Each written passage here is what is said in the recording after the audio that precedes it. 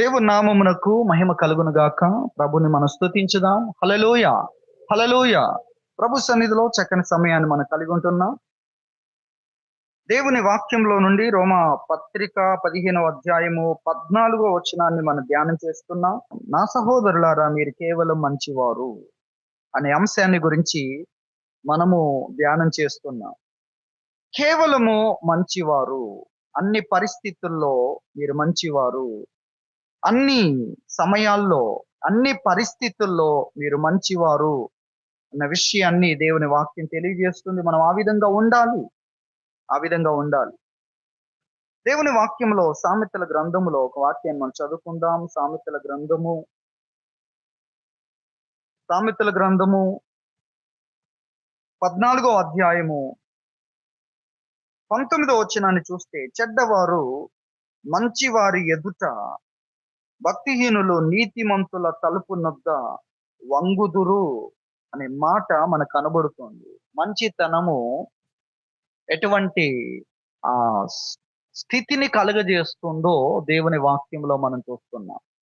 మంచివారి ఎదుట మంచితనము లేనివాడు తల వంచాల్సి వస్తుంది. మంచివాడు ఎటువంటి అధికార స్థానములో ఉంటున్నాడో, నీతి వలన నీతి ఎటువంటి అంతస్తునిస్తుందో కూడా దేవుని వాక్యంలో అనేకమైన విషయాలు వ్రాయబడ్డాయి. కాబట్టి దేవుని వాక్యములో మనం చూస్తున్నాం, మంచితనము ఎటువంటి స్థానాన్ని కలుగజేస్తుంది. అలాగే 14 కూడా చూస్తే, భక్తి విడిచిన వాని మార్గములు వానికే వెక్కసమగును, మంచి వాని స్వభావము వానికే సంతోషమును ఇచ్చును. చాలా శక్తివంతమైన మాట. మంచి లేని వ్యక్తి యొక్క మనస్సు అతన్ని ఇబ్బంది పెడుతూ ఉంటుంది. వెక్కసమైపోవుట, తాను ఎందులో నడిచాడో వాటి పట్ల విరక్తి, వేటిని అధికంగా అపేక్షించాడో వాటిని కక్కివేసే పరిస్థితి అని కూడా ఈ వాక్యం తెలియజేస్తుంది. వెక్కసం అనే మాట. భక్తి విడిచిన వాని మార్గాలు, మంచితనము విడిచిన వ్యక్తి యొక్క మార్గాలు అతనికి అసహ్యంగా, ఇబ్బందికరంగా, బరువైనదిగా మారిపోతాయి. అదే మంచి వాని స్వభావము అతనికే సంతోషాన్ని కలిగిస్తుంది అన్న విషయాన్ని దేవుని వాక్యం మనకు తెలియజేస్తుంది. కాబట్టి ఎటువంటి స్థితిలోనికి మనం రావాలో దేవుని వాక్యం చెప్తుంది. మనం గ్రహించాలి, కేవలం మంచివారు అనే దాంట్లో చెడుతనము లేకపోవడమే మంచితనం అనేది మనం గుర్తించాలి. మీలో పూర్తిగా మంచితనం మాత్రమే ఉంది, మంచికి వ్యతిరేకమైనది మీలో లేదు. దాన్ని మీరు తొలగించుకున్నారు. కాబట్టి చెడుతనము మనలో లేకుండా, ఆ చెడుతనమునకు సంబంధించిందంతటిని తొలగించుకొని ఆ స్థితిలో ఉండడము కేవలం మంచితనం అనేది కూడా మనం అర్థం చేసుకోవాలి. అలాగే అన్ని పరిస్థితుల్లో మీరు మంచివారు. అన్ని పరిస్థితులు, ఒక 3 పరిస్థితుల గురించి మనం జ్ఞాపకం చేసుకుందాం. మనకు సమయం ఎంతో తక్కువగా ఉంది. 3 పరిస్థితుల గురించి మనం జ్ఞాపకం చేసుకోవాలి. ఒకటి మనం నిర్మించుకునే జీవితం. ఒకటేంటి? మనము స్థాపించే జీవితం. మన జీవితం మన చేతుల్లో ఉంది, సమయం మన చేతుల్లో ఉంది. మనకు దేవుడు అవగాహన ఇచ్చాడు, జ్ఞానం ఇచ్చాడు, జీవితంలో అన్ని విషయాలు మనకు తెలియజేశాడు. ఇక జీవితాన్ని నిర్మించుకునే పనిని దేవుడు మనకు ఇచ్చాడు. అవి ఆలోచనలు మొదలుకొని, ఆశలు మొదలుకొని, కార్యాలు చేసేంత వరకు వాటిని ఎంచుకోవడము, నిర్ణయించుకోవడము, పరీక్షించడము, పరిశోధించడము, వెదకడము, ఇష్టపడము, నిర్ణయించుకోవడము, దాని కొరకు ప్రయత్నించడము, ప్రయాసపడము, మార్గాలు ఏర్పాటు చేసుకోవడము, ఆ విధంగా జీవితాన్ని నిర్మించుకోవడం అనే దాని గురించి మొదటిగా మనం జ్ఞాపకం చేసుకోవాలి. నీవు నిర్మించుకునే జీవితం, మనము నిర్మించుకునే జీవితం మొట్టమొదటి విషయం. రెండవ విషయం, దాని గురించి మనం ధ్యానం చేద్దాం. కొన్ని విషయాలు, 1-2 విషయాలైనా జ్ఞాపకం చేసుకుందాం. రెండవది, మనము శోధనలను ఎదుర్కొనే ఆ యొక్క జీవితం. శోధించబడినప్పుడు నీవు ఏ విధంగా ఉంటున్నావు? శోధనలలో మన జీవితం.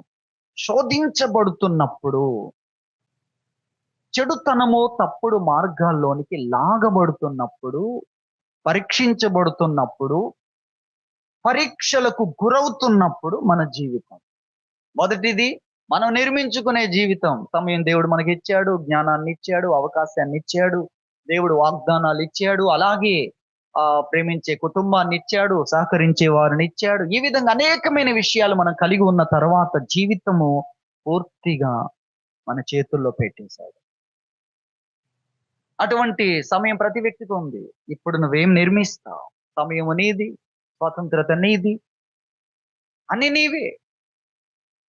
అలాంటప్పుడు మనము స్థాపించే జీవితం, మనము నిర్మించే జీవితం, మన స్వేచ్ఛను, మన స్వాతంత్రాన్ని, మనకివ్వబడిన అధికారాన్ని, అధికారం ఎవరు, నిర్ణయం ఎవరు చేస్తారు, అధికారం ఎవరు తీసుకుంటారు? అందరు నీ కొరకు ఎదురు చూస్తుంటారు. ఉదాహరణకు, లేదా దేవుడు కూడా నీ వైపే చూసుకుంటాడు. జీవితం నీ చేతుల్లో ఉంది. మరణమును జీవమును నీ ఎదుట పెట్టుచున్నాను. ఇప్పుడు నిర్ణయం ఎవరిది? నడక ఎవరిది? అలా స్థాపించే జీవితం, నిర్మించుకునే జీవితం మొదటి విషయం అయితే, రెండవది శోధనల మధ్యలో మన జీవితం. మనము శోధనలను ఎదుర్కోవలసి ఉంది. ఏదైనా తోటలో దేవుడు చేసిన విషయాలన్నీ మనం చూస్తాం. కానీ మధ్యలో ఒక విషయాన్ని గూర్చి వద్దు అనే ఒక విషయం ఉంది. ఎక్కడ? బయట కాదు, లోపలే ఉంది. కాబట్టి పరీక్షించబడుట, శోధించబడుట అనేది ఉన్నది అనేది మనం గ్రహించాలి. శోధించబడుట ఉంది, జయించాల్సింది ఉంది.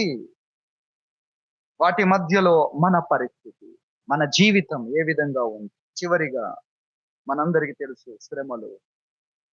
రెండవది శోధనలైతే, మూడవది శ్రమలు.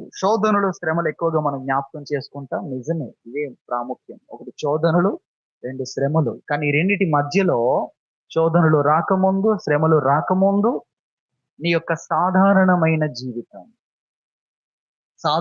జీవితం అనగా నీవు నిర్మించుకునే జీవితం. అక్కడ మన ఆశలున్నాయి, లేక మన ఆలోచనలున్నాయి, మన ధ్యానం ఉంది, మన ఆశలున్నాయి, మన కోరికలున్నాయి.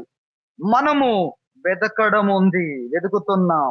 అలాగే మనం ప్రయత్నించడం ఉంది, మనము నడవడం ఉంది, మన ఏర్పాట్లున్నాయి, మనం ఏర్పాటు చేసుకునే మార్గాలు ఉన్నాయి. అలాగే మనం ఆశ్రయించే ఆశ్రయాలున్నాయి, మన యొక్క ఆధారాలు, మనం ఆధారపడే విషయాలున్నాయి, మన సంతోషాలున్నాయి, మన సరిహద్దులున్నాయి. ఏమున్నాయి మనకు? సరిహద్దులు లేకపోతే ప్రమాదాలు, విషపూరితమైనవి ఉన్నాయి. ఈ లోపలంతా సురక్షితమే. సరిహద్దులనే ఉన్నాయి. సరిహద్దులు దాటితే ప్రమాదాలు. దేవుడివ్వని జీవితం, దేవుడు కోరని జీవితం, ఆ సరిహద్దుల లోపలుంటే దేవుడు ఏర్పాటు చేసిన జీవితం. అందులో అన్నిటిని సరిచేయగలడు, అన్ని ఆనందకరంగా మార్చగలడు. అన్నిట్లో మనం అనుకున్న దానికంటే ఆశ్చర్యాలు ఉన్నాయి, అద్భుతాలు ఉన్నాయి. కాబట్టి అది మనం గ్రహించాలి. సరిహద్దులు, మన సంచారాలు. ఎక్కడి వరకు నువ్వు సంచరిస్తూ ఉంటావు? నీ సంచారాలు, నీ నివాసములు, నీ సహవాసములు, నీవు నిలిచే స్థలాలు, ఇవన్నీ కూడా మనం నిర్మించుకునే జీవితం. అన్నిట్లో కూడా, అన్ని పరిస్థితుల్లో కేవలం మంచివారుగా ఉండుట అనేది 3 రకాలైన విభాగాలను గురించి మనం జ్ఞాపకం చేసుకుంటున్నాం. ఈ మూడు కూడా మనము ఒక్కొక్క గంట వినవలసిన కనీసం అటువంటి అంశాలన్నమాట. శోధనలు, వాటి ఇంట్రడక్షనే నేను ఆలోచిస్తున్నప్పుడు 1 గంట సమయం పడుతుందేమో.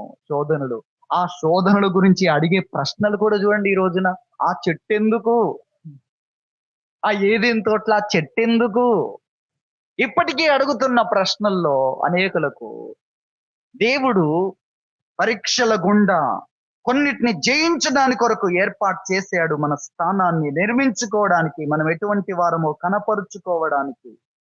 కాబట్టి శోధనలు మనుషులకు ఎన్ని రకాలుగా ఉన్నాయి, ఎటువంటి పరిస్థితులు ఎవరెవరు ఎదుర్కొన్నారు, ఎవరెవరు నిలిచారు, ఎవరెవరు ఓడిపోయారు, ఇలా ఆలోచించడం మొదలు పెడితే 3 అంశాలు ఎంత శక్తివంతమైనవి. జీవితంలో ఇవే కదా. ఒకటేంటి? మన సాధారణమైన జీవితం. దాంట్లో ఏం చేస్తున్నాం మనం? దాంట్లో ఏం చేస్తున్నాం? ఆలోచిస్తున్నాం, ఆశిస్తున్నాం, కోరుకుంటున్నాం, అందులో ప్రయత్నిస్తున్నాం, కావాలనుకునే విషయాల కొరకు ప్రయత్నిస్తున్నాం, వాటి కొరకు మార్గాలు ఏర్పాటు చేసుకుంటున్నాం, వెతుకుతున్నాం. ఇవన్నీ చేసేవే. ఇవన్నీ ఆలోచించడం మొదలుకొని తర్వాత ఆశించడం. ఆలోచించకుండానే ఆశిస్తామా? ఆలోచనలో మనము కొన్ని విషయాలు తెలుసుకుంటాం. ఆలోచనలో అది ఎంత మంచిది, ఎంత ప్రభావము దాంట్లో ఉంది, ఎంత మేలుంది, ఎంత ఆకర్షణ ఉంది, ఆలోచిస్తాం. ఆలోచించిన తర్వాత ఒక నిర్ణయానికి వస్తాం. అప్పుడు ఆశించడం మొదలు పెడతాం. ఇదంతా మన మన జీవితాన్ని నిర్మించుకునేది, స్థాపించుకునేది ఇదంతా కూడా. అది మర్చిపోకూడదు. కాబట్టి మన సాధారణమైన జీవితం, దేవుడు మనకు సమయం ఇచ్చినప్పుడు, దేవుడు మనకు అవకాశం ఇచ్చినప్పుడు మనం చేసేది, అందులో ఏం కనబడాలి, ఏం కావాలి? దేవుడు కోరుతున్న మంచి ఫలము. మంచి ఫలము ఫలించని ప్రతి చెట్టు ఏమవుతుంది? కాబట్టి మేమేం చేయాలి? ఉద్యోగంలో ఏం చేయాలి? అలాగే మాకున్న ధనంతో ఏం చేయాలి? మాకున్న ఆహారంతో ఏం చేయాలి? మాకున్న ఉద్యోగంతో ఏం చేయాలి? మాకు అనుగ్రహించబడే ఆ యొక్క రాబడితో, ఆ జీతంతో ఏం చేయాలి? ప్రతి దాంట్లో ఉంది. ప్రతి దాంట్లో మంచి ఫలం, దేవుడు కోరుతున్న ఫలం ఉంది. దేవుడు దాన్ని వెతుకుతున్నాడు. మంచి ఫలం ఒకటైనా ఉందా? మన సాధారణమైన జీవితం, మనం నిర్మించుకునే జీవితం, మనం జీవిస్తున్నాం. మనం ఏం చేస్తున్నాం? జీవిస్తున్నాం. ఆలోచన లేకుండా, బ్రెయిన్తో సంబంధం లేకుండా, మనసుతో సంబంధం లేకుండా, హృదయంతో సంబంధం లేకుండా బ్రతుకుతున్నామా? లేదు. మన జీవితంలో మనం తీసుకుంటున్నాం మనసు నుండి, హృదయం నుండి, మన జ్ఞానేంద్రియాల నుండి పని చేస్తూ ఉన్నాం. ఒకదాన్ని స్థాపిస్తున్నాం. అదే జీవితం. జీవితం సాధారణమైన శోధనలు లేని, శ్రమలు లేని పరిస్థితుల్లో కూడా నీ జీవితాన్ని నువ్వేం చేస్తున్నావు? ఏం చేస్తున్నారు? మీ జీవితం మీరు స్థాపిస్తున్నారు, మీరు నిర్మించుకుంటున్నారు. అది మనం గ్రహించాలి. అక్కడ ఏం కావాలి? మంచితనము కావాలి అనేది మనం గ్రహించాలి. మంచితనం కావాలి. ఎందుకు ఈ మంచి? ఎందుకు ఈ మంచి? లేక దీన్ని బైబిల్లో నీతి, న్యాయము అని సామెతల గ్రంథంలో ఎక్కువ ఆ మాటలు మనం చూస్తాం. ఎందుకు అనే విషయాన్ని కూడా ఒకసారి మనం జ్ఞాపకం చేసుకున్నట్లయితే, సామెతల గ్రంథము 10వ అధ్యాయము 16వ వచనం చూడండి. 16వ వచనం, నీతిమంతుని కష్టార్జితము జీవదాయకము, భక్తిహీనునికి కలుగు వచ్చుబడి పాపము. ఇద్దరు సంపాదిస్తున్నారండి ఇక్కడ.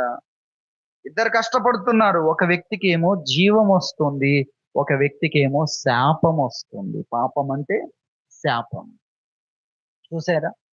ఇద్దరు ఆలోచిస్తున్నారు. ఒకరి ఆలోచనకేమో జీవం వస్తుంది, మరణము లేనిది వస్తుంది. మరొక వ్యక్తి ఆలోచనకేమో మరణం వస్తుంది. అతని సంతోషాలన్నీ కొట్టివేసేది, అతని ఆనందాలన్నీ కొట్టివేసేది, అతని కష్టం అంతటిని శూన్యం చేసేది వస్తుంది మరొక వ్యక్తికి. ఒక వ్యక్తి కష్టపడడమే ప్రమాదం. ఎందుకంటే భక్తిహీనునికి వచ్చుబడి, భక్తిహీనుని గురించి ఇక్కడ మనం చూస్తున్నాం. భక్తిహీనునికి కలుగు వచ్చుబడి పాపాన్ని పుట్టిస్తుంది. అతని రాబడి, అతనికి ఉండడమే పాపం అవుతుంది. ఎందుకంటే దాన్ని తన ఆలోచన ద్వారా పాపం చేస్తున్నాడు, ఆశల ద్వారా పాపం చేస్తున్నాడు, తాను ఏర్పాటు చేసుకునే ఏర్పాట్ల ద్వారా, మార్గాల ద్వారా పాపం చేస్తున్నాడు, జ్ఞానేంద్రియాల ద్వారా పాపం చేస్తూ ఉన్నాడు. పాపం అంటే ఏమిటి? దేవుని ఆజ్ఞను దాటడం, మీరడం, వద్దు అన్న దాన్ని కోరుకోవడం. పాపము ద్వారా ఏమొస్తుంది? మరణం వస్తుంది. ఆజ్ఞను అతిక్రమించకపోతే ఏమొస్తుంది? జీవం వస్తుంది. దేవుని వాక్యం చెప్తుంది, అందరూ పాపం చేసి ఏం కోల్పోతున్నారు? దేవుడిచ్చేదాన్ని. ఏంటది? మహిమ. మహిమ మంటిపాలు కానిది, క్షయము కానిది, అక్షయమైనది ఆయన ఏమి ఇవ్వాలనుకుంటున్నాడు? మరణము లేనిది, మరణము చూడని జీవితాన్ని ఇవ్వాలనుకుంటున్నాడు. అది మనం గ్రహించాలి. కానీ అందరూ ఏం చేస్తున్నారు? అందరూ పాపము చేసి దేవుడిచ్చేదాన్ని కోల్పోతున్నారు. చాలా అనుకుంటున్నారు. దేంట్లో? ధనాన్ని పొందాను, శరీరం కొరకు ఏదో చేశాను, ఏదో ఆశించాను, ఏదో సాధించాను. కానీ మరణం నీ మీద ఉంది, క్షయత నీ మీద ఉంది, అన్నిటిని కోల్పోయే పరిస్థితి నీ మీద ఉంది. అటువంటి జీవితం కాదు దేవుడు ఏర్పాటు చేసింది. నీతిమంతుని కష్టార్జితము జీవదాయకము. నువ్వు జీవిస్తావు, నీవు జీవాన్ని కలిగి ఉంటావు అనేది ప్రభువు తెలియజేస్తున్నాడు. ఆ విషయాల కొరకే ఇవి ప్రభు తెలియజేస్తున్నాడు. 11వ అధ్యాయం 18వ వచనాన్ని కూడా చూస్తే, భక్తిహీనుని సంపాదన వాణ్ణి మోసం చేయును. దొరికింది, సాధించాను, ఇంత పొందుకున్నాను అని మోసము చేస్తుంది అది. కానీ నీతిని విత్తువాడు శాశ్వతమైన బహుమానమును పొందును అనేది మనం చూస్తున్నాం. నీతి శాశ్వతమైన దాన్ని ఇస్తుంది, శాశ్వతమైన దాన్ని. అనేకులు ఏమనుకుంటున్నారు? పొందుకుంటున్నాను, మంటి పాలైపోతున్నా, ఆ ఘనత నిలవదు, ఆ బంధాలు నిలవవు, ఆ కష్టము కూడా ఎవరు గుర్తిస్తారు? ఆ కష్టాన్ని గురించి అంత తొలగిపోయేది. పురుగుల్లాంటి జీవితం, జంతువులాంటి జీవితం, మరణముతో ముగిసిపోయే జీవితం. కానీ దేవుడు అటువంటి జీవితం కాదు. నిలిచి ఉండాలి, నీ కష్టం నిలిచి ఉండాలి, నిరంతరం ఉండాలి. ఒకదాని కొరకు కష్టపడి సాధించావా, అది నీకు నిరంతరం ఉండాలి. అది జీవవృక్షం లాగా ఉండాలి. అంటే అది జీవిస్తూనే ఉండి నిరంతరం నీకు ఆ ఫలాలను అందిస్తూనే ఉండాలి. అక్షయమైన ఆహారం కొరకు కాదు నువ్వు కష్టపడాల్సింది, అక్షయమైన ఆహారం కొరకు నిరంతరము జీవించగలిగే దాన్ని నీవు సంపాదించాలి. దాని కొరకు నువ్వు కష్టపడాలి. చూసారా దేవుడు ఏ విషయాలు చెప్తున్నాడు? అవి మానవునికి ఎన్నడూ కూడా దొరకవు, అందవు. అవి దేవుడు చెప్తున్నానికి ఇక్కడ అక్షయత ఉంది. మరణం కొరకు కాదు నువ్వు బ్రతికేది. నేను మరణం కొరకు బ్రతుకుమని నీకు జీవితాన్ని పెట్టలేదు. నిరంతరం ఉండే జీవితం కొరకు, అక్షయత కొరకు, మహిమ కోసం. మహిమ కొరకు, మరణం కోసం కాదు. కాబట్టి మనం గ్రహించాలి. అందుకే ప్రతి స్థలములో కూడా మంచితనం, చెడుతనములో శిక్ష ఉంది, నష్టం ఉంది, కోల్పోవడం ఉంది, పాపం ఉంది, దాని ద్వారా శాపము కలుగుతుంది అన్న విషయాన్ని మనం గుర్తించాలి. ఇక్కడే 10:24 చూడండి. సామెతలు 10:24, భక్తిహీనుడు దేనికి భయపడునో అదే వాని మీదికి వచ్చును. భయపడకుండా మానవుడు బ్రతకగలడా? అనుమానించకుండా, సందేహం రాకుండా. సందేహం వచ్చింది అనుకోండి, అయిపోయింది. సందేహాలు అంత సురక్షితంగా ఉన్న సందేహాలు వస్తాయి. ఎక్కడైనా ప్రమాదకరమైంది ఉంది అనుకోండి, అది నా దగ్గరికి వస్తుందా అని అనుకుంటే చాలు, వచ్చేస్తుంది. భక్తిహీనుడు దేనికి భయపడునో అది వచ్చేస్తుంది. ఎటువంటి జీవితం అది! భయపడితే చాలు, ఏం జరుగుతుంది? నీవు వారసుడివి దానికి. ఎటువంటి జీవితం అది! ఎటువంటి జీవితం అండి! ఊహించండి. ఏదైనా కార్టూన్ షోలో ఉంటాయి ఇట్లాంటివన్నీ కూడా. ఏదో దేనికో భయపడితే అది ఇక్కడికి రావడం ఏంటి? భక్తిహీనంగా ఉంటే అంతే. భక్తిహీనంగా ఉంటే వారందరికీ భయపడేవన్నీ వారి మీదికి రావడానికి, వారి భయమే వారికి శాపం. కానీ భయం లేకుండా ఉంటుందా? భయపడకుండా, కానీ ఏ ఒక్కరోజు భయపడిన అయిపోయింది అతని జీవితం ఇంకా. కానీ నీతిమంతుడికి భయపడేది రాదు. మరేది వస్తుంది? ఆశించేది వస్తుంది. నీతిమంతులు ఆశించున్నది వారికి దొరుకును. భయపడేది రాదు వారికి. ఆశించేదే, కోరుకునేదే, కావాలనుకునేదే, ప్రార్థించేదే వస్తుంది. మేలుకరమైనది లేదా దేవుడు అంతకంటే మేలుకరమైనది ఒక విషయం కొరకు అడిగాడు, అది ఇవ్వలేదంటే దాని అర్థం అంతకంటే మేలుకరమైనది. లేదా దేవుని వెయిట్ చేయమన్నాడు, ప్రభువా దాని కొరకు అడిగాను, అది అయిపోయింది అంటే దానికంటే గొప్పది, దానికంటే మేలు చేయగలిగేది దేవుడు నీతిమంతుల కొరకు అనుగ్రహిస్తాడు అనేది మనం గ్రహించాలి. కాబట్టి ఇక్కడ మనము దేవుని వాక్యంలో చూస్తున్నాం, మనము నిర్మించుకునే జీవితం, మనం కోరుకునే జీవితం, మనం ఆశించేవి, మనం ఆలోచించేవి, మనం వెతికేవి, మనం ప్రయత్నించేది, మనం సంచరించేది, దేన్ని వెతుకుతున్నావు, దేనికోసం చూస్తున్నావు, దేన్ని కావాలనుకుంటున్నావు, దేని దగ్గర నిలిచావు, దేని దగ్గర ఆగావు. అక్కడ చెడుతనం ఉండకూడదు. ఉన్నట్లయితే అక్కడంతా కూడా మన జీవితంలో పాపము, శాపము, భయపడేవి రావడము, ఎటువంటి అత్యంత ప్రమాదకరమైన పరిస్థితులు కలుగుతాయో దేవుని వాక్యము మనకు తెలియజేస్తుంది. దేవుని వాక్యం తెలియజేస్తుంది. 14:32 కూడా చూస్తే, అపాయము రాగా భక్తిహీనుడు నశించును, కానీ నీతిమంతునికి ఆశ్రయం ఉంది. నీతిమంతునికి ఆశ్రయం ఉంది అన్న విషయాన్ని వాక్యం తెలియజేస్తుంది. ఇక్కడ 10వ అధ్యాయంలో కూడా 25వ వచనములో సుడిగాలి వీచగా భక్తిహీనుడు లేకపోవును, నీతిమంతుడు నిత్యము నిలుచు కట్టడం వలె ఉన్నాడు. ఎన్ని వచ్చినా నిలబడుతూనే ఉంటాడు, వర్ధిల్లుతూనే ఉంటాడు. ఎందుకంటే అతడు ఎక్కడున్నాడు? నీతిలో ఉన్నాడు. నీతిలో ఉన్నాడు గనక ఎన్ని వచ్చినా దేవుడు కరుణిస్తాడు, దేవుడు తిరిగి అనుగ్రహిస్తాడు, దేవుడు తిరిగి శక్తినిస్తాడు, దేవుడు తిరిగి బలమునిస్తాడు అన్న సంగతిని మనము గుర్తించాలి. ఎన్ని వచ్చినా దానియేలు జీవితంలో షద్రకు మేషకు అబేద్నెగో అను వారి జీవితాల్లో మనం చూస్తాం. ఎన్ని వచ్చిన వారు నిలబడ్డారు, ఏమి వచ్చిన వారు నిలబడ్డారు. ఎందుకంటే వారు దేవుని ఎదుట ఎల్లప్పుడూ ప్రతి పరిస్థితిలో వారి ఆశల్లో కానీ, వారు కోరుకునే విషయాల్లో కానీ, వారి యొక్క భోజనములో కానీ, తప్పనిసరి పరిస్థితుల్లో కానీ అన్నిట్లో కూడా వారు దేవుని వాక్యానుసారంగా ఉండాలి, దేవుని ఎదుట నీతిగా ఉండాలని వారు కోరుకున్నారు కనుక ఎన్ని వచ్చినా అవి ఓడిపోవలసిందే అన్న విషయాన్ని మనం చూస్తున్నాం. సామెతల గ్రంథంలో 16వ అధ్యాయము 15వ అధ్యాయములో 19వ వచనాన్ని చూస్తే, సోమరి మార్గం ముళ్ళ కంచె, యథార్థవంతుల త్రోవ రాజమార్గం అనే మాట మనం చూస్తాం. 15వ అధ్యాయం 19వ వచనంలో సోమరి మార్గం ముళ్ళ కంచె, యథార్థవంతుల త్రోవ రాజమార్గం.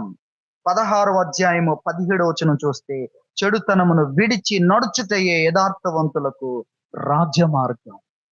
యథార్థవంతులకు రాజమార్గం ఏంటి? చెడుతనమును విడిచి నడవడమే. చెడు ఉందా ఇందులో? ఇది అక్కర్లేదు. మంచి కొరకు వెతుకుతా నేను, పూర్తి మంచి. ఎందుకంటే చెడుతనములో బాధ ఉంటుంది, నొప్పి ఉంటుంది, నష్టం ఉంటుంది. చెడుతనము లేనిది దేవుడు నా కొరకు ఏర్పాటు చేశాడు. దాని కొరకు వెతుకుతాడు, చెడుతనమును విడిచి నడుస్తాడు.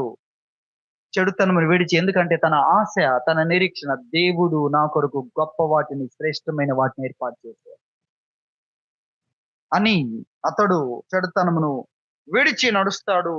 అదే అతనికి రాజమార్గము. చెడుతనము ఉన్నట్లయితే దాన్ని ఏం చేస్తాడు? విడిచిపెడతాడు. తను ఆశించే విషయాల్లో, కోరుకునే విషయాల్లో అన్నిట్లో కూడా మంచి మాత్రమే ఉండాలి, కేవలం మంచి. చెడు ఉందనుకోండి, అక్కడ దేవుడు పని చేయడు, అక్కడ సాతాను పని చేస్తుంటాడు. సాతాను పని చేస్తుంటే అందులో నష్టం ఉంటుంది, అందులో నాశనం ఉంటుంది, అందులో శాపం ఉంటుంది, అందులో నొప్పి ఉంటుంది. ఇవన్నీ కూడా ప్రమాదకరమైన విషయాలు. దేవుడు ప్రమాదము లేని వాటిని మన కొరకు ఏర్పాటు చేశాడు, నిరంతరం ఉండే వాటిని దేవుడు ఏర్పాటు చేశాడు అన్న సంగతిని మనం గ్రహించాలి. కాబట్టి సాధారణమైన జీవితంలో, మన ఆశల్లో, మనం కోరుకునే విషయాల్లో, మనం ఆలోచించే విషయాల్లో, మనము ధ్యానించే విషయాల్లో, మనము దేన్నైతే వెతుకుతున్నామో ఆ వెతుకులాటలో కూడా మంచి ఉండాలి. చెడు ఎక్కడ ఉందో అక్కడ నుండి మనం సాగిపోవాలి, అక్కడ ఆగిపోవద్దు. అది ప్రమాదకరమైన స్థలం. ఇది సాధారణమైన జీవితాన్ని గురించి ప్రభువు మనకు నేర్పించే విషయాలు. ఇందులో కూడా మనము కొంతమంది జీవితాల గురించి కూడా మనం చూడవచ్చు.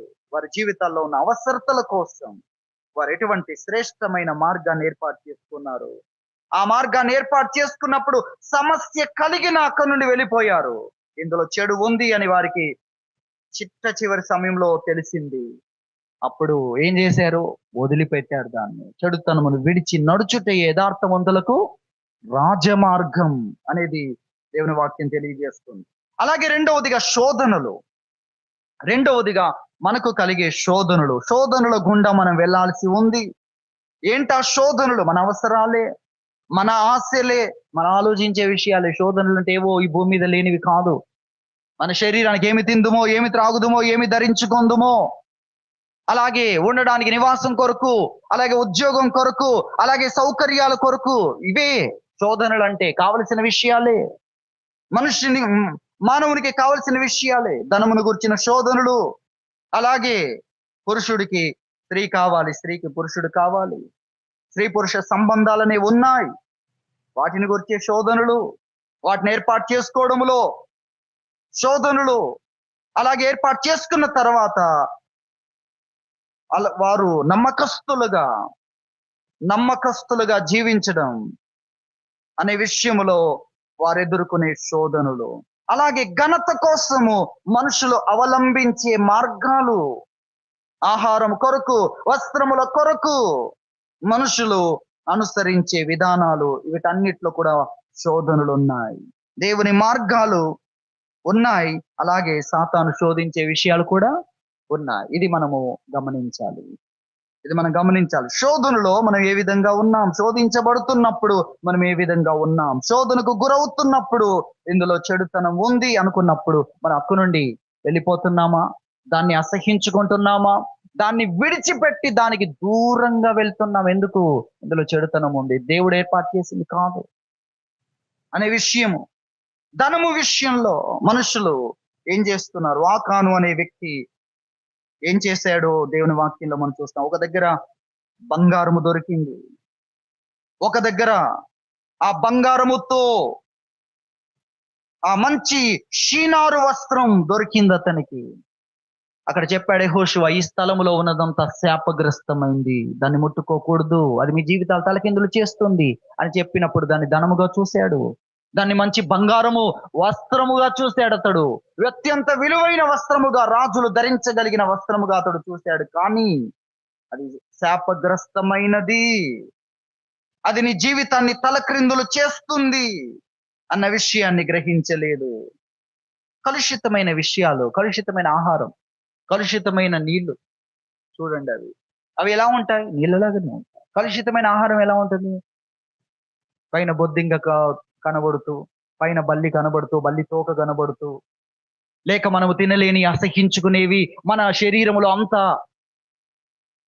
వ్యతిరేకతను కలిగించే విషయాలు ఏమి ఉండవు. కలుషిత ఆహారం చాలా చక్కగా కనబడుతూ ఉంటుంది, నీళ్లు కూడా చాలా చక్కగా కనబడతాయి. ఒకరోజు అరణ్యంలో ఇద్దరు వెళ్తూ ఉన్నప్పుడు ఒక చక్కని పారుతున్న ఆ ఆ సెలయేరు లాగా పారుతున్న ఒక కాలువ కనిపించింది. వారు అప్పటికి చాలా చాలా గంటల తరబడి నడిచి నడిచి నడిచి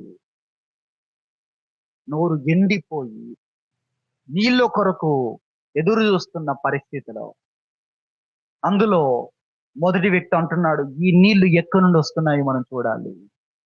అంటే చక్కగా పైనుండి పారుతున్నట్లుగా కనబడుతూ ఉన్నాయి, అయినా మనం చూడాలి ఆ పైన ఏముందో. పైన ఏదైనా జంతువు చనిపోయి ఉంటే, లేదు పైనుండి వస్తున్నాయని అతడు దాహం తట్టుకోలేక ఆ నీళ్ళని తాగాడు. ఈ వ్యక్తి మాత్రం త్రాగలేదు.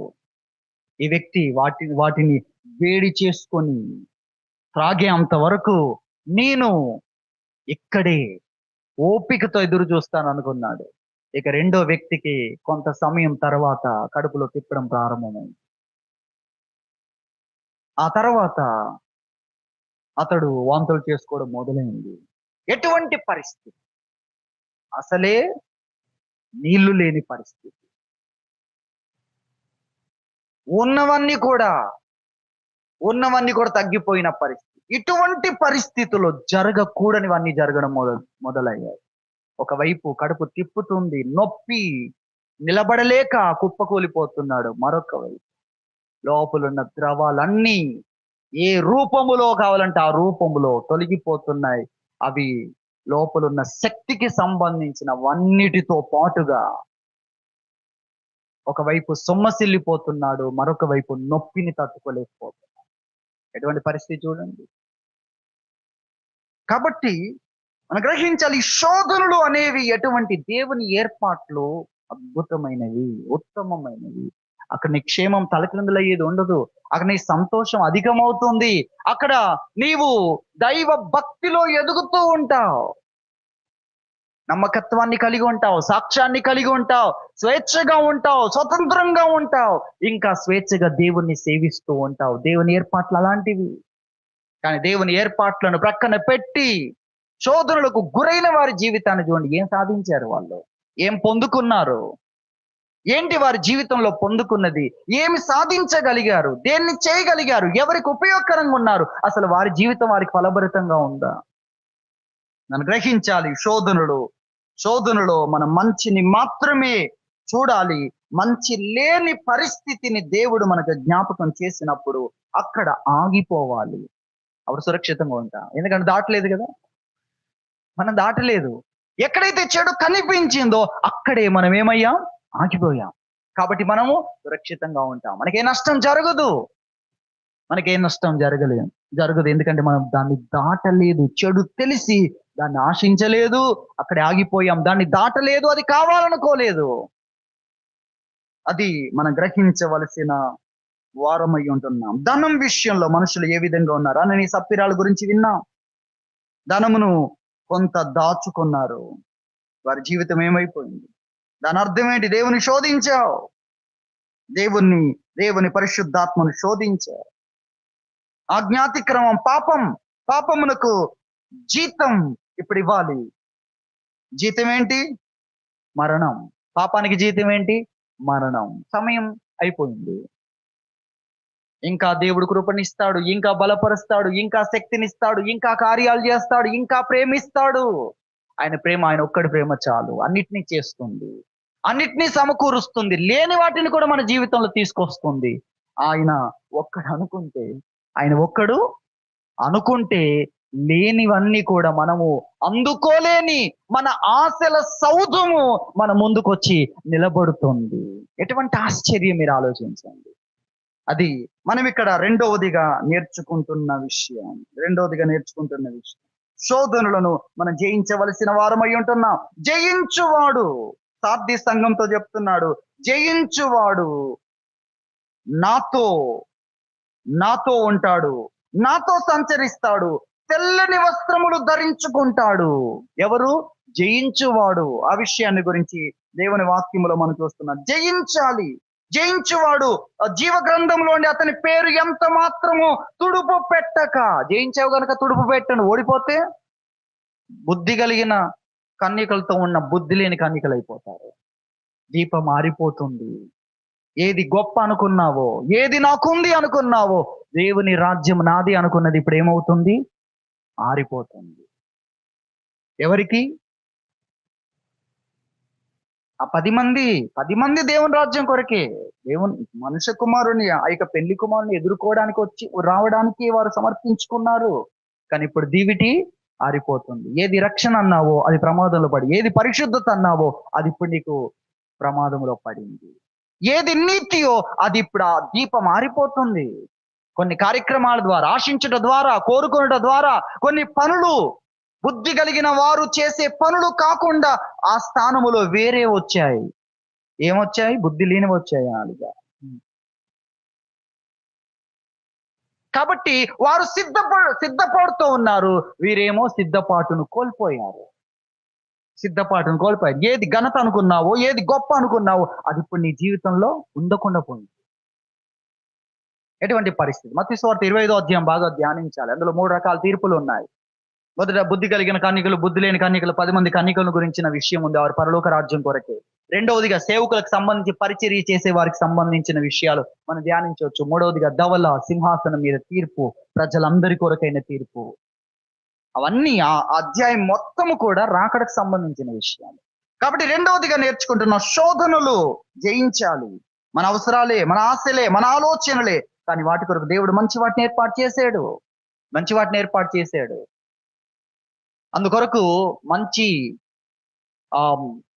చెడ్డల తెలివినిచ్చే వద్దు అనే చెట్టు దగ్గరికి వెళ్ళాల్సిన అవసరం లేదు. జీవవృక్షం ఉంది నీకోసం, దేవుడు ఏర్పాటు చేశాడు.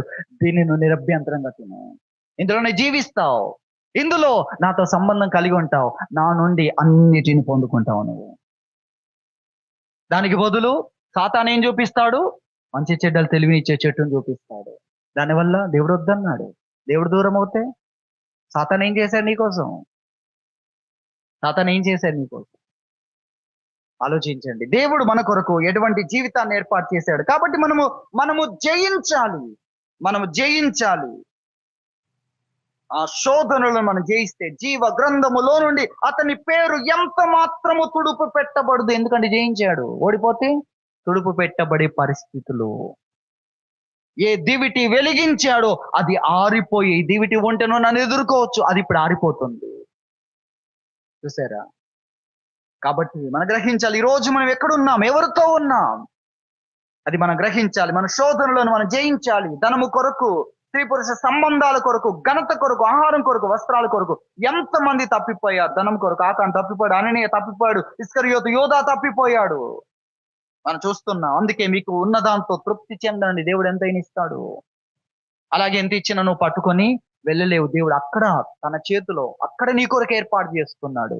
అది గుర్తించాలి. అది ఫలం. దేవుడు ఇచ్చిన దాంతో ఎక్కువ కావాలంటే ఆయన ఇస్తాడు. అంత ఆయన చేతిలో ఉంది. ఈ రోజు దీన్ని ఇచ్చాడంటే ఇదే చాలు అంటున్నాడు దేవుడు. ఇదే మేలు అంటున్నాడు. అది నాకు అర్థం కావాలి అని అనుకోవడము ద్వారా మనము దేవుడు కోరుతున్న మంచి ఫలాన్ని ఫలించగలం. స్త్రీ పురుష సంబంధాల కొరకు ఎంతమంది తప్పిపోయారు. వాటిని ఏర్పాటు చేసుకునే విషయంలో తప్పిపోయారు. ఏర్పాటు చేసుకున్నాక నమ్మకముగా ఉండే విషయంలో తప్పిపోయారు. నమ్మకత్వం చాలా ప్రాముఖ్యమైనది. ఏం పోతుంది? నమ్మకత్వం పోతుంది. నమ్మకత్వం పోతే నమ్మకస్తులదే దేవుని రాజు. నా యుద్ధ నివసించినట్లు 101 కీర్తన 6వ చరణాన్ని మనం చూస్తే ఏముంది? 101వ కీర్తన 6వ చరణములో నా యొద్ద నివసించినట్లు దేశములో నమ్మకస్తులైన వారిని నేను కనిపెట్టుచున్నాను. నిర్దోష మార్గమందు నడుచువారు నాకు పరిచారకులగుదురు. మోసం చేయవాడు నా ఇంట నివసింపరాదు. అబద్ధంలాడువాడు నా కన్నుల ఎదుట నిలవడు. నా యొద్ద నివసించినట్లు దేశంలో నమ్మకస్తుల కొరకు చూస్తున్నాడు. నమ్మకస్తుల కొరకు దేవుడు చూస్తున్నాడు అనే విషయాన్ని దేవుని వాక్యము మనకు తెలియజేస్తుంది. మనము నమ్మకస్తులుగా ఉండాలి.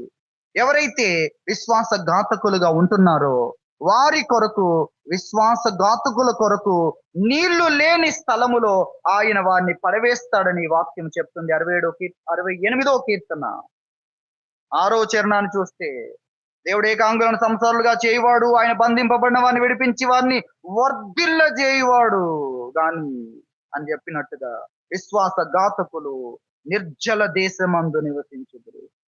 ఏ దేశం? దేశమే, కానీ ఏం లేదు, నీళ్లు లేవు. దాహం దాహం దాహం అని కేకలు వేసే దేశం. ఎంత భయంకరం! దాహం యొక్క బాధ, తీవ్రత, కేకలు, ఒక చుక్క దొరకదు. అటువంటి స్థలములో దేవుడు ఇవన్నీ చేస్తాడు. ఏకంగా సంవత్సరాలుగా చేస్తాడు. బంధింపబడిన ఇక అయిపోయిన నా జీవితం ఇంతటితో అనుకున్నా విడిపిస్తాడు. విడిపించడం మాత్రమే కాదు, స్వేచ్ఛ మాత్రమే కాదు, వర్ధిల్ల చేస్తాడు. ఇవన్నీ దేవుడు చేస్తాడు. కానీ నమ్మకత్వం లేకపోతే, దేవుడు విడిపించిన తర్వాత, దేవుడు స్వేచ్ఛ ఇచ్చిన తర్వాత, దేవుడు వర్ధిల్ల చేసిన తర్వాత, దేవుడు కుటుంబ జీవితం ఇచ్చిన తర్వాత ఏం చూస్తున్నాడు? నమ్మకత్వం. స్వేచ్ఛలో నమ్మకత్వం, స్వతంత్రతలో నమ్మకత్వం, అధికారం పొందిన తర్వాత నమ్మకత్వం, అన్నిటినీ పొందిన తర్వాత నమ్మకత్వం. ఒంటరిగా ఉన్నప్పుడే కాదు, కుటుంబ జీవితంలో నమ్మకత్వం లేకపోతే నిర్జల దేశమందు నివసించుదురు అనే విషయాన్ని దేవుని వాక్యములో మనం చూస్తున్నాం. అన్నిటిని చేయగలడు ఆయన, అన్నిటిని చేయగలడు. కానీ నమ్మకత్వం లేకపోతే ఎటువంటి భయంకరమైన పరిస్థితి. అందుకే జయించాలి, మనము జయించాలి అని దేవుని వాక్యము మనకు తెలియజేస్తుంది. మనం జయించాలి. మనకున్న అవసరతల్లో, ఆశల్లో, ఆలోచనలో ఎక్కడ చెడుతనం ఉందో దాన్ని అంతటిని మనం జయించాలి. ఘనత కొరకు అవ్వ దేవుడు వద్దన్న చెట్టు దగ్గరికి వెళ్ళింది చూడండి. దేనికోసం? ఘనత. ఘనత కోసం. సైతానికి ఏముందంటే, ఎట్లయినా నీ ఆశల కొరకు, నీకు కావలసుకున్న విషయాల కోసం నువ్వు ఏం చేస్తావు? ఎక్కడికైనా వస్తావు. చూసారా? మనిషి యొక్క బలహీనతను ఆ శత్రువు చూస్తున్నాడు. అదే లేకపోతే వాడి యొక్క ఎర్రలకు, వాడి యొక్క ఉచ్చులకు, వాడి కుట్రలకు, వాడి దుష్ట కర్మాగారంలో ఏది మన మీద పని చేయదు. నేను దేవుని ఆజ్ఞను మీరను, నా ఆశల కొరకు, నా ఘనత కొరకు, నాకు కావలసిన విషయాల కొరకు దేవుణ్ణే నమ్ముతాను అనుకున్న వాడి మీద సాతాను యొక్క ఏ కుట్ర, ఏ కుతంత్రం పనికి, వాడి తంత్రాలేవి పని చెయ్యవు. అది మనం గ్రహించాలి. కానీ అవ్వ ఏం చేస్తుంది? దేవత కావడానికి దేవుడు వద్దు అన్న దగ్గరికి పోతుంది. చూసారా? ఎంత దారుణమైన పరిస్థితి. దేవుడు వద్దు అన్న దాంట్లో మహిమ ఉంటుందా? మహిమ ఉంటే వద్దంటాడు ఆయన?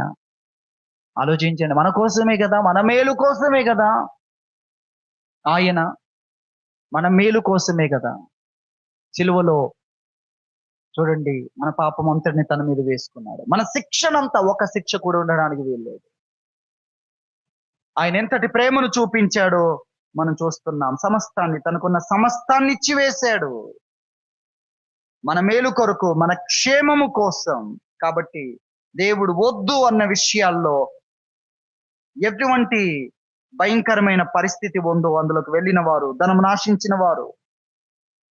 అబీమెలెకును గురించి మనం చూస్తాం. వివాహం కొరకు అతడు చక్కగా సాధారణంగా ఏర్పాటు చేసుకున్నాం. మొదటి అంశంలో మనం నేర్చుకున్నాము కదా, సాధారణమైన జీవితంలో ఒక కుటుంబాన్ని చూసి ఆ కుటుంబ సభ్యులు చూసి ఆ కుటుంబం అంతా ఒప్పుకుంటే, ఆ కుటుంబంలో ఎటువంటి సమస్యలు లేకుంటే, చూసారా, ఆలోచించే విషయాల్లో, ఎంక్వైరీ చేసే విషయాల్లో, వారిని అడిగే విషయాల్లో, రాజును కదా, అధికారం ఉంది కదా, అది కదా, ఇది కదా, ఏమనుకోలేదు. కానీ ఆహాబు చెప్పాడు, ఆ యొక్క నాబోతు చెప్పాడు, ఈ ద్రాక్ష తోట నాది కాదు, అమ్మడానికి కొనడానికి నాకు హక్కున్నది కాదు, ఇది నేనున్నంత వరకు ఉండాలి, తర్వాత నా యొక్క పిల్లలకు వారసులకు ఇవ్వాలి, వాళ్ళు వారి వారసులకు ఇవ్వాలి, ఇది కొనడం అమ్మడం మా చేతుల్లో లేనిది ఇది అని చెప్పాడు. ఎలా అమ్మగలడు? ఎలా? అతడు ఏదో తన చేతిలో ఉండి ఇవ్వనట్టుగా. వెంటనే ఆహాబు ఏం చేయాలి? వదిలేస్తే చక్కగా ఉండేవాడు. అందులో చెడుతనం ఉంది, అది కానీ ఆశించకూడదు, ఎందుకంటే అతని చేతుల్లో కూడా లేదు పాపం. అతడు కూడా అమ్మడానికి హక్కు లేదు అతనికి, అటువంటిది అది అని అతడు వదిలేస్తే చక్కగా ఉండేవాడు. వదిలివేయకుండా ఏం చేస్తున్నాడు? దిగులు అతన్ని పట్టుకుంది, ఆతృత అతన్ని పట్టుకుంది, చింతిస్తున్నాడు దాని కొరకు, యాంగ్జైటీ. ఎందుకది? దేవుడు వద్దన్న దాని కొరకు, లేక న్యాయం కాని దాని కొరకు నీకెందుకంత ఆతృత? ఇదేంటి? ఏంటిది? బాగుపడే లక్షణమా ఇది? చెడిపోయే లక్షణం, పతనమయ్యే లక్షణం. పోయే కాలం అంటే ఇదే. వచ్చిందా లేదా అతని జీవితంలో? కాబట్టి మన జీవితంలో కూడా దేవుడు వద్దన్న విషయాల్లో వాటి గురించి ఆలోచించడం, వాటి గురించి యాంగ్జైటీ కలిగి ఉండడం, చింతించడం, విచారపడడం, దిగులు పడడం, ఇదంతా కూడా మన జీవితాన్ని, సురక్షితంగా ఉన్న మన జీవితాన్ని తలక్రిందులు చేస్తుంది. వాటిని జయించాలి, వాటిని జయించాలి. జయించలేక అనేకులు అంతకుముందు బాగున్నారు. ఎప్పుడు? పరీక్ష రాకముందు బాగున్నారు. ఒక వ్యక్తి అన్న మాట మీకు గుర్తు చేస్తాను, చాలా అర్థం ఉంది దాంట్లో. ఆయన అన్నాడంట, నా కుమారుడు పరీక్షలు రాకముందు బుద్ధిమంతుడు, పరీక్షలు వచ్చి నా కుమారుణ్ణి పాడు చేశాయి అని అన్నాడంట. పరీక్షలు వచ్చి నా కుమారుని పాడు చేశాయి. ఇక చదువు మీద వాడికి విరక్తి వచ్చింది, చదువు అంటేనే వాడికి పడట్లేదు.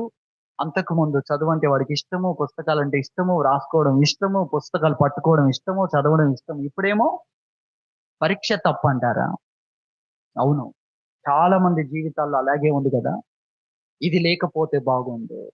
ఆ పరీక్ష నీకు నీ విలువను, నువ్వు దేవుని వ్యక్తివి, దేవుని సంబంధివి, చెడుతనమును వ్యతిరేకించే వ్యక్తివి, దేవునికి లోబడే వ్యక్తివి అనే గొప్పతనాన్ని నీకు ఇవ్వడానికి వచ్చింది ఆ పరీక్ష. దేవుడు అనుమతించాడు, సాతాను పెట్టినా కూడా. అర్థమవుతుంది?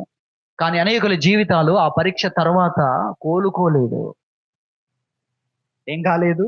ఇంకా కోలుకోలేదు. చూడండి, ఎందుకు అలా జరుగుతుంది? దేవునికి లోబడితే, దేవుని యొక్క విషయాలను ఆలోచిస్తే, జయిస్తే ఎంత విలువ. కానీ దేవుడు వద్దన్న విషయాల ద్వారా ఆ ఐగుప్తు నుండి బయటకు వచ్చినా కూడా, ఆ ఐగుప్తు దోసకాయలు, ఆ ఐగుప్తు కీరకాయలు, ఆ కాయలు, ఈ కాయలు, కూరాకులు, ఒక్కదాన్ని కూడా వదిలిపెడతలేరు వాళ్ళు. అక్కడ తరతరాల బానిసత్వం, అది మర్చిపోతున్నావేంటి? ఎందుకు తీసుకొచ్చాడు దేవుడు అక్కడ నుండి నిన్ను? బానిసగానే నీవు బానిస, నీ పిల్లలు బానిస, పిల్లలు బానిస. ఎప్పుడు కూడా ఫరో వదిలిపెట్టలేదు. ఆ ఎర్ర సముద్రం దగ్గరకు వచ్చినా కూడా వదిలిపెట్టలేదు. ఎందుకు? బానిస. నువ్వు ఏ దేశంలోకి వెళ్ళవాడు నా బానిస అనగానే వాళ్ళు నేను అప్పగిస్తారు, నువ్వు అక్కడే బతకాలి. ఆ బానిసత్వపు అవమానమును దొర్లించడానికి దేవుడు ఆ యోర్దాన్ దాటించాడు. అది మనం చూస్తాం. కానీ వాళ్ళు ఏం చేస్తున్నారు? ఆ బానిసత్వములో ఉన్న ఆ యొక్క ఆహారాన్ని గురించి ఆలోచిస్తారు. నువ్వు బానిసవు, నీకంటూ ఒక ఐడెంటిటీ లేదు. కాబట్టి మనం గ్రహించాలి, ఐగుప్తును విడిచినా కూడా దాని గురించి ఆలోచిస్తున్నారు. ఐగుప్తును బయటకు వచ్చారు, కానీ ఐగుప్తు వారిలోని బయటకు పోలేదు. చూసారా? ఐగుప్తు నుండి బయటకు వచ్చారు, కానీ ఐగుప్తు వారి లోపల ఉంది, ఆ లోపల ఉండి పోలేదు. ఎవరికి విధేయుడివి? ఎవరికి విధేయుడు? సాతాను తరపున ఇక్కడ ఏం చేస్తున్నాం? సాతాను తరపున పని చేస్తున్నామా? సాతానుకు విధేయత చూపిస్తూ దేవుడికి లోబడే వారి గుంపులో ఉంటున్నామా మనం? పరీక్షలు మన జీవితంలో వచ్చిన తర్వాత దీని గురించి అనేకమైన విషయాలు ఉన్నాయి. అనేకమైన విషయాలు. ఈరోజు పరీక్షలు వచ్చిన తర్వాత ఎందుకు కోలుకోలేని స్థితి? దేవుడు సింహపు నోట నుండి నన్ను తప్పించాడు. ఏ విధంగా భావించాలి? కానీ ఇంకా ఇంకా ఇంకా నేను దేవునికి అవిధేయుణ్ణి, దేవునికి అవిధేయురాల్ని. దేవుడు వద్దన్న విషయాల కొరకు ఇంకా ఎలా ఎదురు చూసే వ్యక్తిని? ఏంటా పరిస్థితి? ఏంటా దుస్థితి? అది మనం గ్రహించాలి. కాబట్టి శోధనలు జయించకపోతే జీవ గ్రంథములో ఉన్న పేరు పెండ్లి కుమారుని ఎదుర్కొనటకైన దీపం దివిటి ఆరిపోవాల్సిన పరిస్థితి ఏర్పడుతుంది. అది మనం గ్రహించాలి. కాబట్టి మనం జ్ఞాపకం చేసుకుందాం. ప్రభు మనకు తెలియజేస్తున్నాడు ఈ పరీక్షలన్నీ మనం గుర్తించాలి. దావీదు గొలియాతును చంపాడు. దానికి ముందు అడిగాడు, ఏం చేస్తాడు? తన కుమార్తెనిచ్చి వివాహం చేస్తాడు. ఇచ్చాడా సౌలు? మేరబును ఇచ్చాడా? ఇవ్వలేదు. వేరే వ్యక్తి పెళ్లి చేశాడు. దావీదు ఏం చేశాడు? కూలిపోయాడా? చక్కగా తన జీవితంలో ముందు కొనసాగాడు. తర్వాత మరొక అవకాశం వచ్చింది. తర్వాత సౌలే పంపించాడు దావీదు దగ్గరికి. ముఖ్యమైన దేశమును ఏలుతున్న వారు వచ్చారు. వచ్చి అతడు నీ పట్ల ఆశ కలిగి ఉన్నాడు, నీవు తన అల్లుడు కావాలని. కాబట్టి నీవు నీ నుండి పెద్ద పెద్దవేమి కోరకుండా కేవలం శత్రువుల మీద పగ తీర్చుకో, అది మాత్రమే కోరుతున్నాడు. 100 మంది ఫిలిస్తీన్లు చంపు, అదొక్కటే కోరుతున్నాడు. అదొకటే సవాలుగా నీకు చెప్తున్నాడు అనంటే అప్పుడు ఒక ఛాలెంజ్ నా మీద పెట్టాడు. కాబట్టి ఆ ఛాలెంజ్ నెరవేర్చి కుమార్తెను, అతని యొక్క 2వ కుమార్తెను మీకాలను పెళ్లి చేసుకుంటా అనుకున్నాడు. అక్కడ మాత్రమే కోరిన వాడే అన్న మాట ఉంటుంది. దాన్ని పట్టుకొని ఆ మొదటి దానికి చెప్తూ ఉంటారు చాలా మంది. కానీ మొదటిది ఎప్పుడో స్టోరీ అంతా పైనే అయిపోయింది. ఎవరికి పెళ్లి చేశాడో ఆ వ్యక్తి పేరు అదంతా పైనే రాశాడు. అది క్రిందికి వచ్చిన తర్వాత తన దగ్గరున్న వాళ్ళని పంపించిన తర్వాత మీకాలు కొరకు ఫిలిస్తీన్ల దగ్గరికి వెళ్ళి 100 మంది అడిగితే 200 మందిని చంపి శత్రువుల మీద విజయం సాధించి తన వీరత్వాన్ని చూపిస్తాడు. ఆ విధంగా వివాహం చేసుకున్న వ్యక్తిని దావీదు కాకుండా చేసి మరొక వ్యక్తికి పెళ్లి చేస్తాడు. ఆ దుర్మార్గుడు. ఏం చెప్పాలి మరి? సౌలు మీకాలుడు వేరే వ్యక్తికి ఇచ్చి పెళ్లి చేస్తాడు. దావీదు కూలిపోయాడా? కృంగిపోయాడా? పతనమైపోయాడా? వ్యభిచారి అయిపోయాడా? దావీదు నిలబడ్డాడు. ఇలా ఇలా చెప్పుకుంటూ పోతే మన జీవితంలో ఒక్కొక్క సంఘటన, ధనం విషయంలో కానీ, వస్త్రాల విషయంలో కానీ, సౌకర్యాల విషయంలో కానీ, ఘనత విషయంలో కానీ ఒక్కొక్క విషయం ఆలోచిస్తే జయించాలి.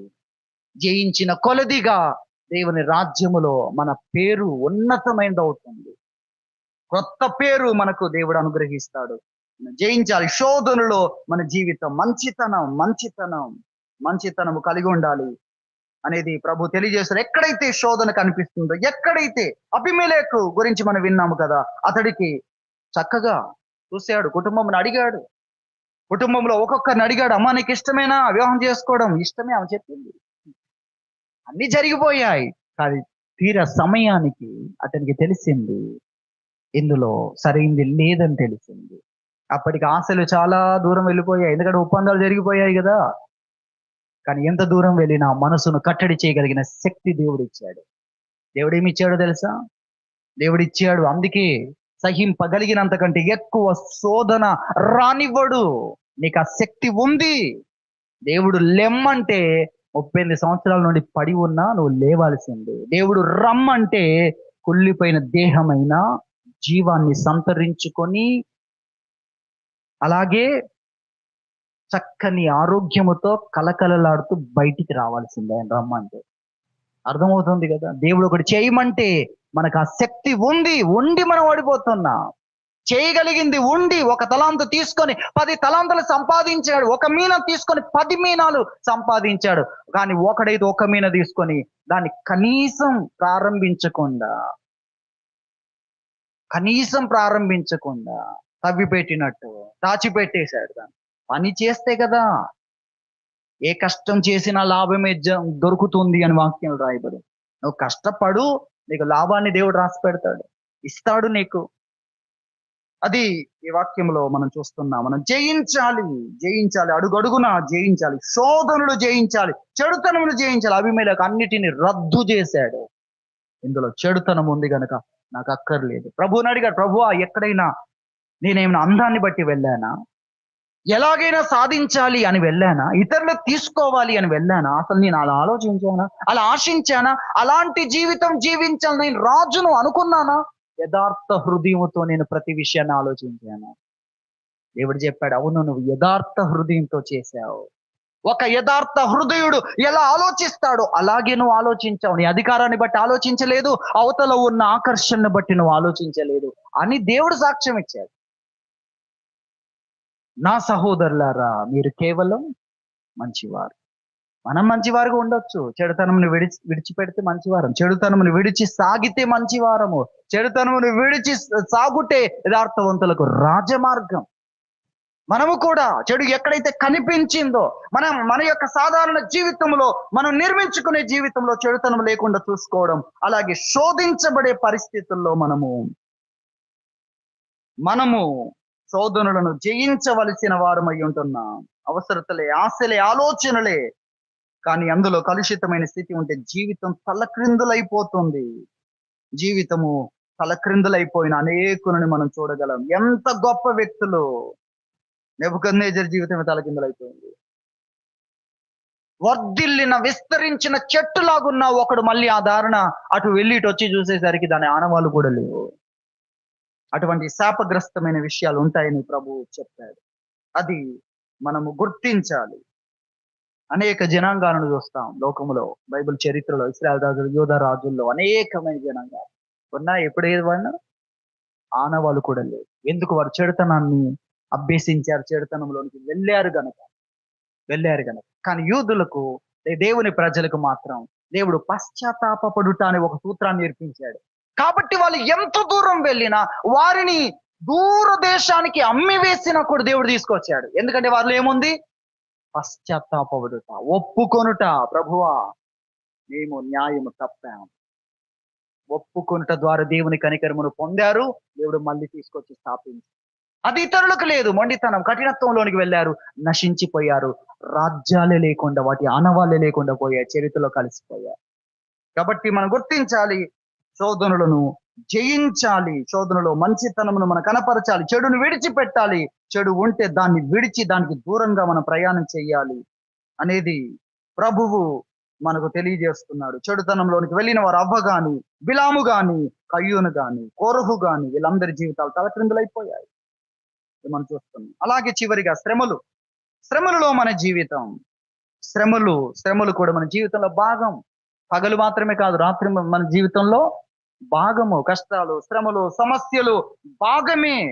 వాటి మధ్యలో దేవుడు మనకు అభివృద్ధిని ఏర్పాటు చేశాడు, వాటి మధ్యలో ఘనతను ఏర్పాటు చేశాడు, వాటి మధ్యలో సుఖమును ఏర్పాటు చేశాడు, సంతోషమును ఏర్పాటు చేశాడు, రకరకాల బహుమానాలను ఏర్పాటు చేశాడు. మనం మర్చిపోవద్దు. కష్టాలు ఎందుకు, శ్రమలు ఎందుకు?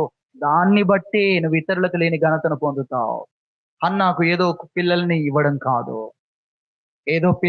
కాదు, హన్నాకు ఇచ్చిన కుమారుడు ఎటువంటి వ్యక్తి? ప్రవక్తల నాయకుడు, ప్రవక్తలను కనేవాడయ్యాడు. ఒక ప్రవక్త కాదు, సాధారణ ప్రవక్త కాదు. దాను మొదలుకొని బెయేర్షెబా, ఇశ్రాయేలు యొక్క సరిహద్దులు అన్నిట్లో కూడా అతన్ని గురించి ఎటువంటి ప్రవక్త, సమానమైన ప్రవక్తగా అతను నిలబడ్డాడు. దేవుని ప్రభావము కోల్పోయినప్పుడు ఎంత శ్రమ పడిందామో, దానికోసం దేవుడు ఆలోచించి ఎటువంటి బహుమానాన్ని ఇచ్చాడు. ఏదో పిల్లల్ని ఇవ్వడం కాదు. మీరు అర్థం చేసుకోవాలి. ఎందుకు? కొన్ని కష్టాలు కూడా, శ్రమలు కూడా దేవుడు మనం నడిపిస్తాడు. అక్కడ నీ కొరకు విశేషమైన వాటిని దేవుడు ఏర్పాటు చేశాడు. కాబట్టి అక్కడ నువ్వేం చేయాలి? ఉండాలంటే ఏం చేయాలి? సహించాలి. శోధన సహించువాడు ధన్యుడు. మనం ఏం చెప్తుంటాం? ఎందుకు సహించాలి? నంబర్ 1, ఎంతకాలం సహించాలి? ఎన్నిసార్లు సహించాలి? అదే మాట దేవుడు చెప్పిన, నాకెందుకు కిరీటం, నేనెందుకు ధన్యుడు కావాలి, నేనెందుకు దేవుని మెప్పు పొందాలి, అలా మాట్లాడుతున్నట్టు. శోధన సహించువాడు ధన్యుడు, అతడు శోధనకు నిలిచిన వాడై ప్రభువు తన్ను ప్రేమించు వారికి అనుగ్రహించే జీవ కిరీటాన్ని పొందుకుంటాడు అని ఈ వాక్యము తెలియజేస్తుంది. మీ సహనము సకల జనులకు తెలియబడనివ్వుడి. తెలియబడనివ్వండి. కొన్నిసార్లు మీ సహనం దేవుడు ఇంకా కార్యం చేయటం, మీ సహనం ఇంకా అందరికి అర్థం కాలేదు. ఈరోజు క్రైస్తవుడి సహనం ఇతరులకు అర్థమవుతుంది. అందుకు మన సమయం వచ్చింది. ఏంటి? దేవుడు దీవించే సమయం, దేవుడు ధన్యుడు అని చెప్పే సమయం వచ్చింది. ఏ ప్రాంతములో, ఏ రాష్ట్రములో, ఏ దేశములో ఉన్నారో అలా వారి సహనం దేశం అంతటికి తెలుస్తుందంటే ఇక ధన్యుడా అని దేవుడు చెప్పి కిరీటం పెట్టి అసలు దేవుడు ఏం చేయాలనుకుంటున్నాడో అవన్నిటిని చేసే టైం వచ్చిందని అర్థం. అది మనం గ్రహించాలి. కాబట్టి సహించాలి, మనం సహించాలి. అక్కడ కూడా మంచితనం కనబరచాలి. నొప్పించే మాటలైనా, నిందలైనా, దూషణలైనా, మన పేరు 10 మందిలో అవమానపరుస్తున్నారా, 100 మందిలో దేవుడు నిన్ను కనపరుస్తాడు. అది మనం గ్రహించాలి. ఎక్కడ మన పేరు చులకన చేశారు, ఎంతమందిలో దేవుడు పట్టణములోనే నీ పేరు గొప్పదిగా దేవుడు చేస్తాడు. అది వాక్యంలో దేవుడిచ్చిన వాగ్దానం. అది మనము గ్రహించాలి. కాబట్టి నిందలు, దూషణలు, నష్టాలు, శ్రమపరచబోట, బాధ కలుగుట, అలాగే అనేకమైన పరిస్థితులు, వాటన్నిటిలో కూడా మనము సహనాన్ని వ్యక్తపరచాలి. నన్ను చూస్తున్న దేవుడు ఉన్నాడు. మంచితనాన్ని చూపించాలి. ఎదుర్కోవాలి, ఆ సమస్యలు ఎదుర్కోవాలి. ఇతరులు మనల్ని ప్రశ్నిస్తున్నప్పుడు, శోధిస్తున్నప్పుడు మన పనులను గురించి వివరణ ఇవ్వాలి. అలాగే మనం అడగాలి. ఒకవేళ పరిష్కారమును కూడా మనము మాట్లాడగలగాలి. పరిష్కారము కొరకు మనల్ని నిందిస్తున్నారా, అవమానపరుస్తున్నారా, మనల్ని ఎప్పుడు కూడా తప్పుపడుతున్నారా, ఎప్పుడు పని దొంగలుగా మాట్లాడుతున్నారా, ఎప్పుడు నిందిస్తున్నారా, అప్పుడు తెలుసుకోవాలి. మనం సమాధానం కలిగిన వారము, మంచితనం కలిగిన వారము. ఎప్పుడు నన్ను తప్పు పెట్టే వ్యక్తి, ఎప్పుడు నిందించే వ్యక్తి, అవమానపరిచే వ్యక్తి అని కాదు. వారితో మాట్లాడగలగాలి, వారి నుండి తెలుసుకోగలగాలి. వారు మెచ్చుకునేటట్లుగా పని చేయట కొరకు ఎలా చెయ్యాలని అడగాలి అవసరమైతే. అది మనం అర్థం చేసుకోవాలి. అంతేగాని ఈ వ్యక్తి కోపంతో ఉన్న వ్యక్తితో, మూర్ఖుడైన వ్యక్తితో ఎలా ఉండమన్నాడు దేవుడు? మూర్ఖులైన మీ యజమానులకు పూర్ణ భయముతో అంతఃకరణ శుద్ధి, ఆ లోపల ఉన్న శుద్ధిని చూసేది ఎవరు? దేవుడు చూస్తున్నాడు. ఆ లోపల ఉన్న దాన్ని కొలిచేది ఎవరు? దేవుడు కొలుస్తున్నాడు. అక్కడ భయం లేని మాటలు ఉంటే శిక్షించేది ఎవరు? దేవుడు శిక్షిస్తాడు. అక్కడ మనం దాటిన తర్వాత అక్కడ నిత్యత్వంలో శిక్షించాల్సి వస్తుంది. అది మనము గ్రహించవలసిన వారమై ఉంటున్నాం. కాబట్టి సహించాలి. మన మంచితనాన్ని, మన సహనాన్ని, మన ఓర్పును చూడాలి కదా ఇతరులు. వారికి కూడా మనసాక్షి ఉంది కదా. నేనైతే ఇలా మాట్లాడే వ్యక్తిని కాదు, నేనైతే ఇలా ఉండే వ్యక్తిని కాదు. రెండో దొంగ మనస్సాక్షి ఎలా పనిచేసింది? ఇద్దరు మొదట నిందించిన వారే, కానీ మొదటి వాడు దూషిస్తుంటే రెండో వాడు అడ్డగించాడు. ఎలా అడ్డగించాడు? మనమైతే ఎలా ఉన్నాం, ఆయన ఎలా ఉన్నాడు? ఆయన క్షమించమని అడుగుతున్నాడు. మనమే ఆ పరిస్థితిలో ఉంటే, నాకే దేవుడు బలం ఇస్తే, నాకే టైం వస్తే అని నేను ఆలోచిస్తూ ఉంటాను. కానీ ఆయన క్షమిస్తున్నాడు, వారి కొరకు అడ్డం పడుతున్నాడు. వారు లెక్క చేయకున్నా అది అతనిలో కనువిప్పును కలగజేసింది. ఆయన వైపు నిదానంగా చూచున్నట్లు చేసింది. ఆయన క్రీస్తుని తెలుసుకుంటట్లు చేసింది. ఆయన వ్యక్తిత్వంలో రాజని తెలిసింది. అతనికి ఏం తెలిసింది? ఆయన రాజు, రాజ్యముతో రాబోతున్నాడు. ఎలా కనిపెట్టాడు? ఆయన వ్యక్తిత్వం మహా ఉన్నతం. అది ఆయన తెలుసుకుంది. కాబట్టి ఆయన క్రీస్తు అని తెలుసుకున్నాడు. అంత డిస్టర్బెన్స్ మధ్యలో ఇక ప్రభువుని చూస్తే చూడలేని రూపం. ఏం చూస్తాడండి? అక్కడ చూసారా? అక్కడ కనిపెట్టాడు. మనం అసలు చూడడానికి ఇష్టపడని రూపమును నిదానించి చూశాడట. ఒక దొంగ, ఎలాంటి దొంగ? ఒక దేశ ద్రోహి లాంటి దొంగ అక్కడ క్రీస్తును కనుగొనగలిగాడు. చూడండి. కాబట్టి మనం గ్రహించాలి, మన శ్రమల్లో మనం ఎవరమో, మనం దేవుని కుమారులమని చూడాలి, దేవుని కుమార్తెలమని చూడాలి. మన ఓర్పు గల వారి మనసాక్షి పనిచేస్తుంది. నేనైతే ఈ విధంగా మౌనంగా ఉండే వ్యక్తిని కాదు. దేవుడు ఎందుకు ఆ పరిస్థితుల్లో పెట్టాడు మనల్ని? ఇతరులు నిందిస్తున్నా, ఇతరులు అవమానపరుస్తూ, యోబును ఆలోచించండి. స్నేహితులు అంతా అవమానపరుస్తున్నారు. దేవుడు కేకలు వేసి చెప్పగలడు, అసలు అటువంటి వ్యక్తి ఒక్కడు లేడని చెప్పగలడు. అటువంటి పరిస్థితుల్లో నిజంగా ఎంత ఆశ్చర్యం! అటువంటి వ్యక్తి భూమి మీద అతని వంటి వాడు ఒకడున్నాడా? ఒక్కడు లేడు. అంటే దైవ భక్తిలో దేవుణ్ణి సేవించే విషయంలో భూలోకములో ఉన్న వాళ్ళందరిలో ఫస్ట్ ర్యాంక్ అండి. మీరు ఆలోచిస్తున్నారా ఆ విషయం? దేశము కాదు, ప్రపంచంలోనే ఎంత భక్తి! ఎంత భక్తి! దేవుడు కేకలు వేసి చెప్పగలడు. కానీ ఎందుకు ఆ సమస్యల మధ్యలో ఉంచాడు? బయటికి రావాలి అతని సహనం. మనల్ని కొన్నిసార్లు శ్రమల్లో ఉంచాడు, కష్టాల్లో ఉంచాడు. బయటికి రావాలి మన సహనం. అందుకొరకు ఉంచాడు అన్న సంగతిని మనం గుర్తించాలి. అది కాబట్టి మన మంచిని కనపరుస్తూనే ఉండాలి. ఈ మంచితనం వికసిస్తూనే ఉండాలి అనేది ప్రభు తెలియజేస్తున్నాడు. కాబట్టి నా సహోదరులారా, మీరు కేవలం మంచివారు. మనం అన్ని పరిస్థితుల్లో, సాధారణమైన జీవితంలో కానీ, శోధించబడుతున్నప్పుడు కానీ, శ్రమ పెట్టబడుతున్నప్పుడు కానీ, మనలో నుండి మంచితనమునే కనపరుస్తూ మనం మంచి వికసించాలి. మనం కేవలం మంచివారుగా ఉంటే మనం ఎటువంటి దేవునికి ఎంత సమీపముగా ఉంటాం, ఎటువంటి ఉన్నతమైన స్థానంలో దేవుడు పెట్టగలడు. దేవుడి వాక్యం దీవించును గాక. ప్రార్థన చేసుకుందాం.